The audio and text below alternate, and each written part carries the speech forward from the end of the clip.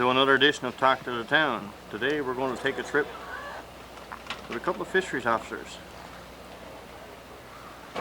And we're going to go out and, this being the first day of the food fishery, we're going to do some routine checks with a couple of the fisheries officers from our area. We'll get to meet them a little later and they'll introduce themselves. And they'll tell us a little bit about what their job is all about. As you see now, we're launching the boat. And there she goes. The boat has been launched.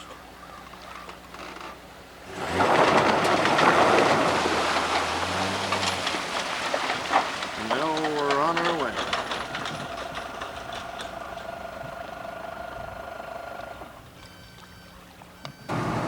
We're on the water now, leaving Springdale with Kirby Chippett and Wallace McLean.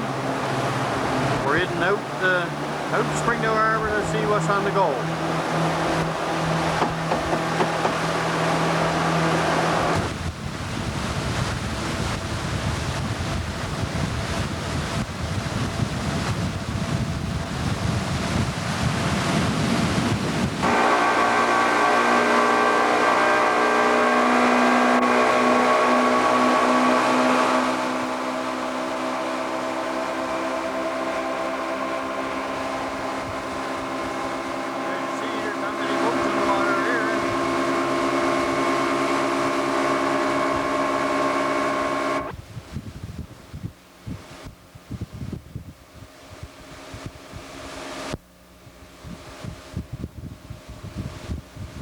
The check here now, and we're going to check with the people, make sure they agree with it, and then we'll turn the cameras back on.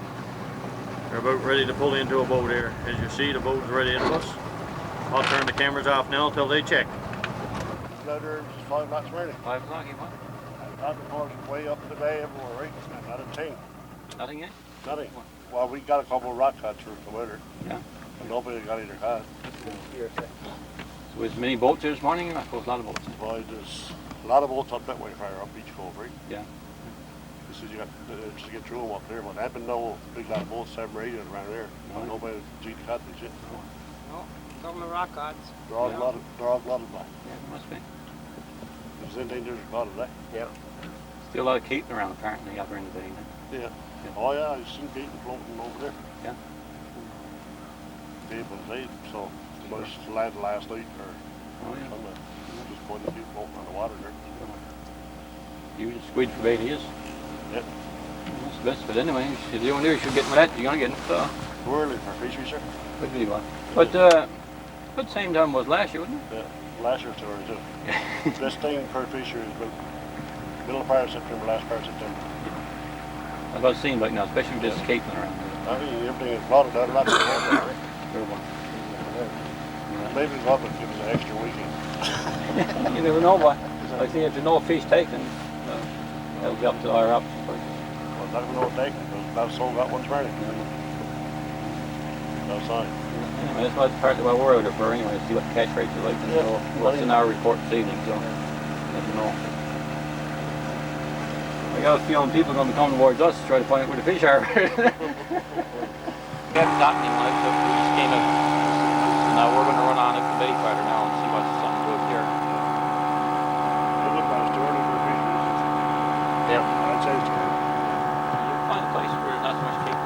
It's a good morning for it, but can't get in here. Well, we tried all over up on the island there, up on the back island there, really. Yeah. And tried the first one up on the bay, stopped in there with it.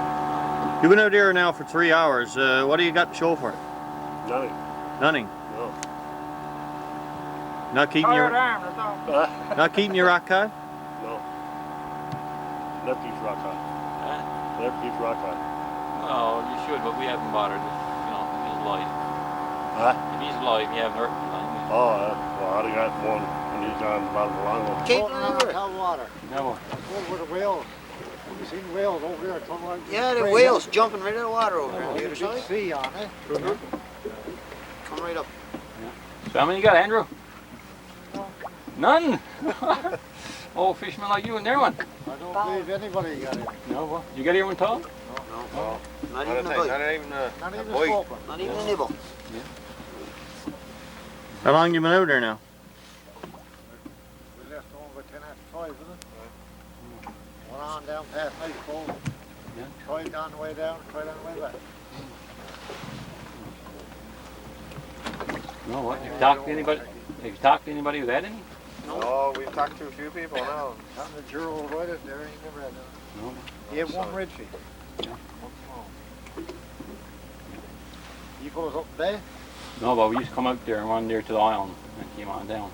But we talked to a few boats there and they said, you know, there's nothing up there either. Was that right? So we thought we'd run out there to Copper Island out along there, see anything out from outside, you know. Boats, I see the big boats that went down and they was on the way back. They were all gone. Yeah. Yeah. You had a redfish over along the hill over there, I wonder? I don't know, there's 2 or 3 boats over there. You usually see redfish over there. But anyway, we'll be going and run on out the bay, I suppose, and see what's out there. Redfish, they're pretty good too. Huh? Redfish is good too. Oh, done, yes.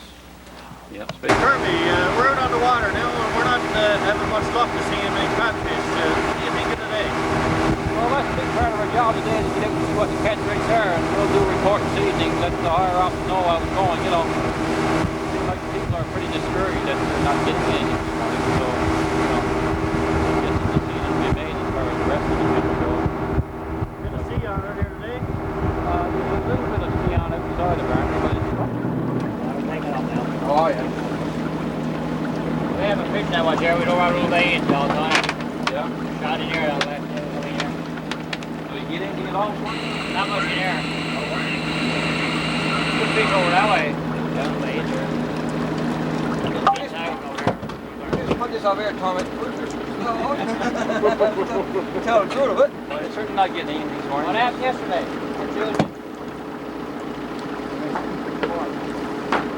Oh, he could not get it. Huh? Could not get it. I have to go for it. Yeah, I'm from Goose Bay. Over here for a while now. Week or so. Hey. Yeah, old buddy. Right Torrey Bill, is it? Howard Bill? Sick of Bill. We're sending north. Yeah? He's down in Newbig. He didn't know David Inlet. No, he's down the North Pole that way. It's up pretty far. Newbig. Did he move from there just up there? On No, he's been up there for 4 or 5 years. He's not Park Shannon now. Oh, he's not with Fishery anymore. He's not with Fishery anymore. Crack Shannon. yeah, when it comes on fishing areas, like this one stuff in No, 3 big cracks. 3 national cracks. But he's hit over 3 cracks.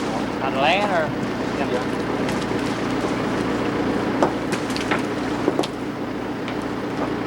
That's not bad sized catfish, was it? That's small to what we get all year.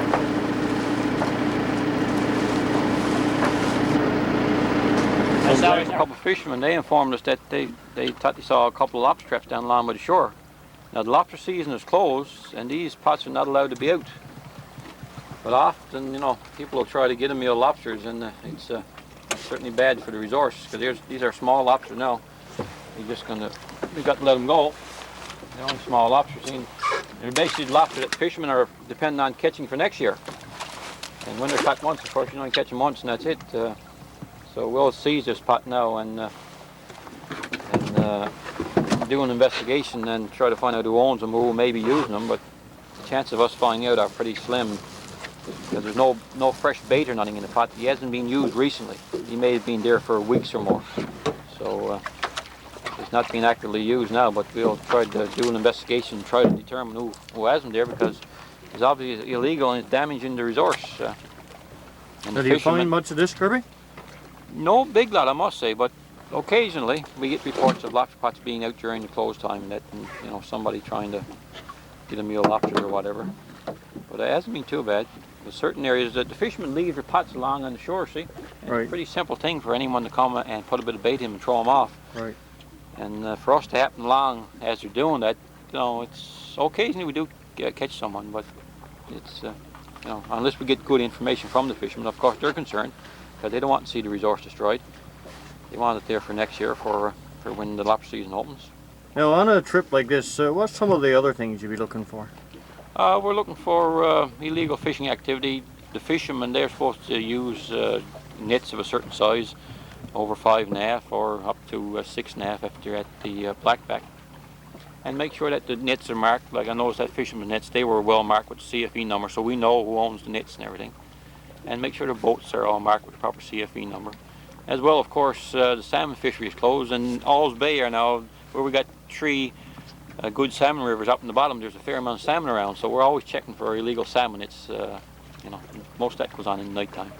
And we do a fair amount of night work too, out around the bay here. Especially now with the rivers being low, you know, a lot of salmon are staying out in the bay until we get a good shower of rain now, so they can go up the river. That's one of the main things is the salmon. And like I say, the poaching of lobsters and until today, of course, we were looking for people illegally fishing cod too. Right. So, but that hasn't been a problem the year. Well, fortunately or unfortunately, I don't know which is the best way to say it, because there just hasn't been a lot of fish around, not like the last couple of years. You know, last couple of years people could go and cast off of a rock just about anywhere at all and get some fish on their rods, on their lures. But it hasn't been that way the year. We haven't had very many complaints at all of people catching fish illegally. They may very well be trying, they just haven't been doing it. Right. So we've got very few reports. Now, Kirby, what can people look forward to if they get caught? What type of fine? Oh, it's some pretty stiff fines now for illegal fishing. You're talking about, well, the maximum is $100,000, you know, but of course, very seldom when you get that. But you're talking about thousands of dollars involved, and seizure of the boats. If there's a significant amount of fish involved, we seize the vessels and everything. And you know, some of those nice fiberglass boats, people put a lot at risk sometimes. They don't realize it until they're caught, and then they realize, you know, it's a foolish thing to do. No, not for the sake of a few cod or a few salmon or whatever. You know. Let's go on and look for something else. Oh yes, it looks fine. A lot of activity. That also looks like a lot of boats are going in now, so that's not a good sign. But we'll see if there's any activity in other areas, if we're catching anything. Oh, yeah. One more time. You didn't come up river that time? No. He should come up to...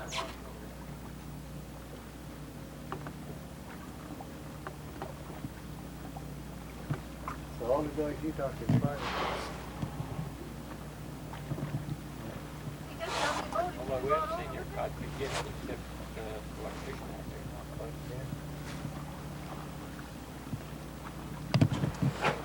there. Well, we came out about, what was it, 5 o'clock? And we got about 15 fish so far. Almost got our quota. Now tell me, what's your secret? Because nobody else got any fish. What's the secret? I don't know. It's just that they're trying to.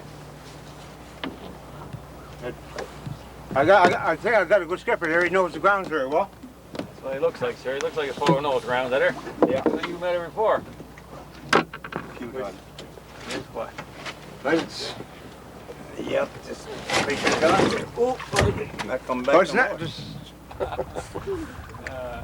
that's a very big one. That's as good as we've seen today, actually. But that's pretty sad. Yeah, it is actually. Otherwise, he really scares, I must say. Nothing outside? No, but we're talking to one old fella, a little bit on, one old fisherman. You know, he had 15. There's 2 of them there, you know. That's the most we've seen. We've seen another boat with 10 aboard, but they were small, rounder type things, you know. Oh, we come down from New Brunswick, so we just come down for the weekend, that's all. Skipper's father said come down, try for a fish, but there's never one to try for, I guess. A lot of boats flying, you know. A few maybe 1 or 2, but too bad. It's like a nice day too, boy. Around the boat. Yeah, you can't ask for much better weather, that's for sure. Dad, your line is tangled. Yeah, I know. Well, that's it for a patrol. We didn't have a very productive codfish patrol, but we did pick up a few lobster pots on the way. There wasn't all that many fish on the go today, but everybody seemed to be quite pleased when the fisheries officer came by to check. Nobody seemed to have any troubles with the checks that Kirby and them perform. Now we're going to watch the boat as she's put back on her trailer and taken back into her regular docking area. You watch now, the truck is being backed out with the trailer.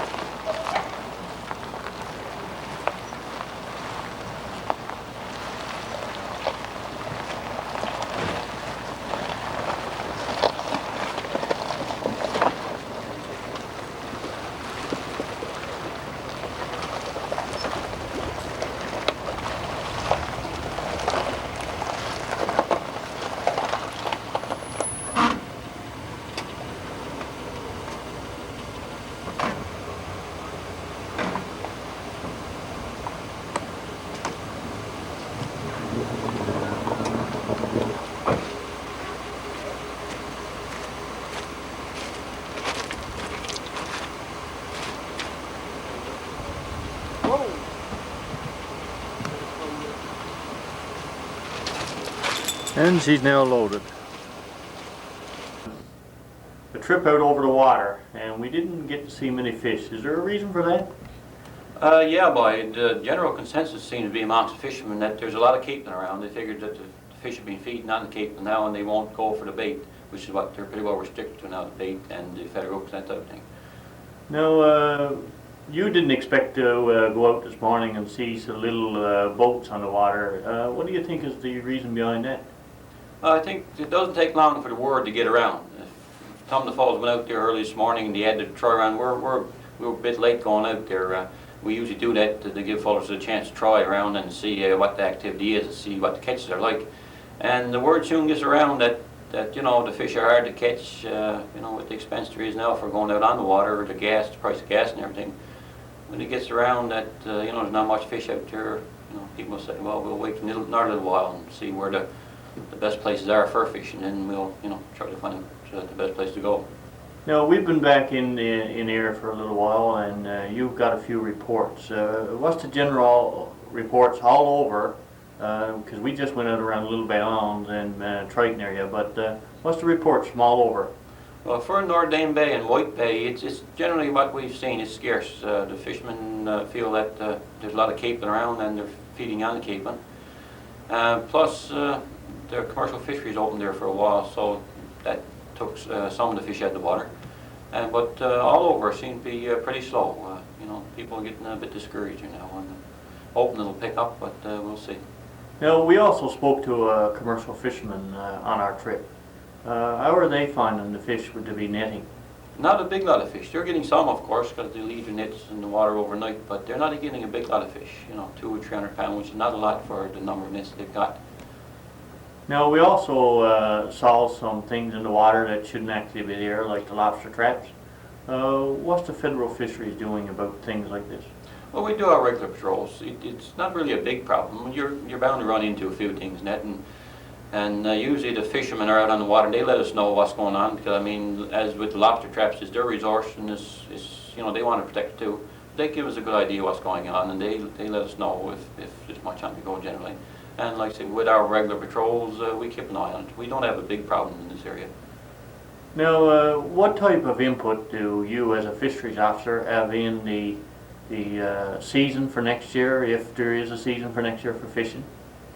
We don't have a great lot of input. At the end of the year, we've got to do up reports onto the overall, you know, how it went in our own areas. And that's the input we have into it. Then it goes into our managers, and they talk it over with, you know, with the groups in there, and then it goes into a big package for the province.